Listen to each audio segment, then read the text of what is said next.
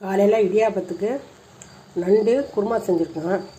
வெறும் வெங்காயம், தக்காளி, இஞ்சி பூண்டு பேஸ்ட்டு, ஒரு பட்டை, ஒரு லவங்கம், ஒரு ஏலக்காய் அவ்வளோதான் போட்டு இது நல்லா தாளிக்காமல் அப்படியே வதக்கிட்டு அதுக்கு தேவையான தண்ணியை நம்ம ஊற்றி வேக வைக்கலாம். இடியாப்பத்துக்கு நண்டு ஒயிட் குருமா ரெடி ஆயிடுச்சு.